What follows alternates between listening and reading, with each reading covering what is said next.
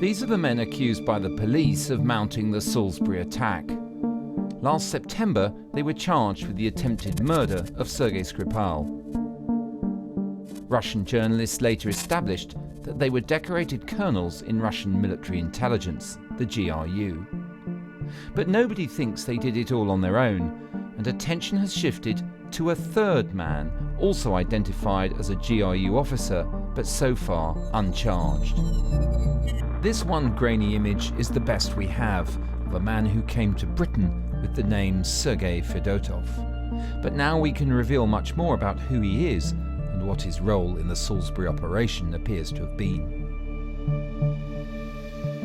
His passport was in the same series as the others, issued by a department in the passport office that worked with the GRU. He arrived in the UK on the 2nd of March and left on the 4th of March, the same day as the other two, but on different flights. Fedorov's real identity, Denis Sergeyev, was revealed by the independent investigative website Bellingcat.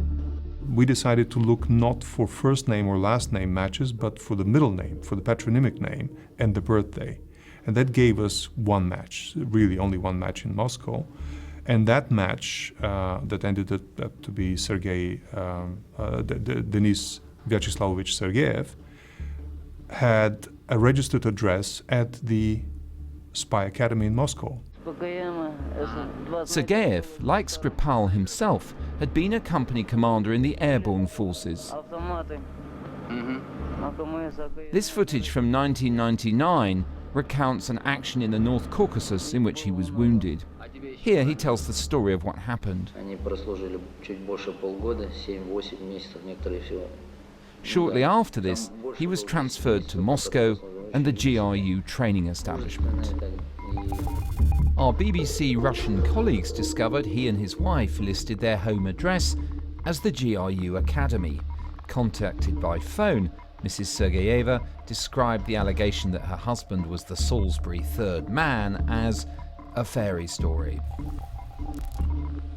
Sergeyev graduated 5 years ahead of the other two and went into the shadow world of GRU operations.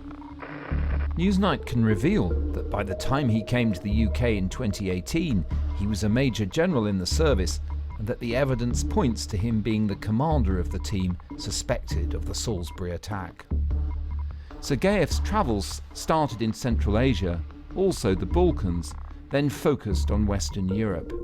He made 3 previous visits to the UK, one in 2017, at the same time as Salisbury suspect Alexander Mishkin, on almost exactly the same dates that he was in the UK 1 year later, when Skripal was poisoned. On Friday the 2nd of March, Sergeyev flew into Heathrow on an Aeroflot flight from Moscow. He then made his way into town, passing briefly by the Russian embassy. Having arrived from Moscow and come into the centre of London, Sergeyev found a place to stay in Paddington. And this is where he would pass most of the next 48 hours, except he made some fascinating excursions. We know all this because Bellingcat has obtained his mobile phone billing information and shared it with us, including data and call details. For example, about the one Russian number he spoke to while here. Looking at the timing of these phone calls, one could also try to build a hypothesis of when he was receiving instructions and when he was reporting back. Some of these phone calls were early in the morning, 6 in the morning, or even earlier. Some of his data connections, which we could see, were at 3 in the morning and 4 in the morning. So he was definitely using the phone as a communication method all the time. The billing data shows hundreds of points where Sergeyev connected to the network. It's allowed us to map his time in London, from his journey into Paddington, to the many interactions of his phone while he was there, to his excursions on Saturday the 3rd of March, the day before the Salisbury poisoning. That morning he went out to Oxford Circus in London's West End, and there was one other potentially significant excursion, to the Thames Riverside.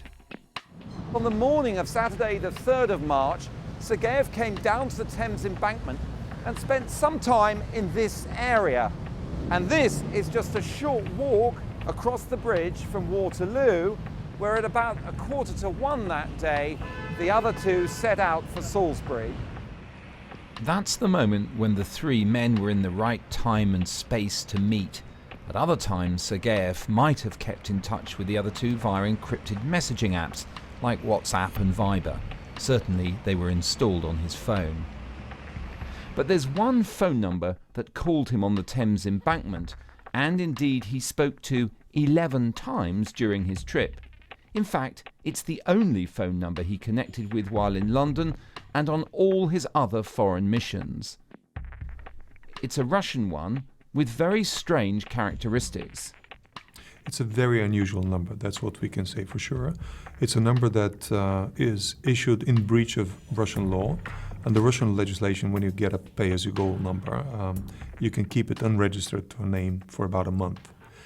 But after that, it must be registered to a particular person's name who has to show their passport to the mobile operator, or the number gets disconnected within another 30 days.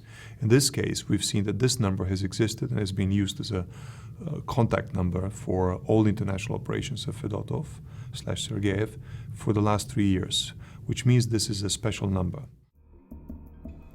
The pattern of his communications and travels, as well as the fact he graduated from the GRU Academy before Chapiga and Mishkin, all buttress our information that Major General Sergeyev commanded the operation.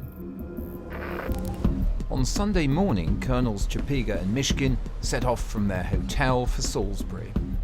At around the time these two arrived in the city, Sergeyev left Paddington for Heathrow Airport. By the time the police believed the poison was being applied to the Skripal's front door handle, Sergeyev was airside in Terminal 4. His flight for Moscow took off about an hour later. Last September, we heard the police charges against two Russians believed to have poisoned the Skripals. At the time, we didn't know about the third man. And this statement from later last year to the BBC is the one public reference to him by the police. Who else is involved is still very much subject to a live line inquiry.